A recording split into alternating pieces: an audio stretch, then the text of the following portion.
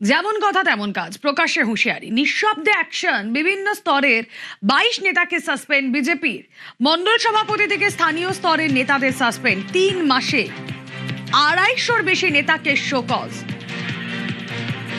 তোলাবাজি, তৃণমূলের অফিস দখলের চেষ্টা, তৃণমূল কর্মীদের সঙ্গে যোগাযোগ বিজেপি নেতা কর্মীদের একাংশে, এবং তাদের বিরুদ্ধে কড়া পদক্ষেপ করল বিজেপি নেতৃত্ব।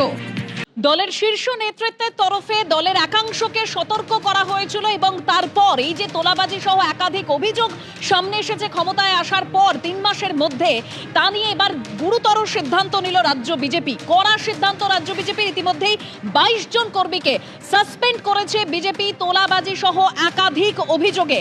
250 জনের বেশি দলীয় কর্মীকে শোকজও করেছে রাজ্য বিজেপি। 80 জনের কাছ থেকে গ্রহণযোগ্য সদুত্তর আশায় শোকজ থেকে অব্যাহতি দিয়েছে রাজ্য বিজেপির শৃঙ্খলা রক্ষা কমিটির। বিচ্যুতি দু এক জায়গায় আছে, কিন্তু কোনো বিচ্যুতিকে দীর্ঘদিন মানা যাবে না। সরকারের নীতি এ ব্যাপারে জিরো টলারেন্স। আরো 15 দিনের সময় দেখছি আমরা, তারপরে যেটা হবে বুঝতে পারছি। তোলাবাজি সংস্কৃতি এত সহজে উঠে যাবেন ভাবার কোনো কারণ নেই। পুলিশকেও বলা হয়েছে এরকম কমপ্লেন নিলে তাদেরকে অ্যারেস্ট করা, ব্যবস্থা নেওয়া।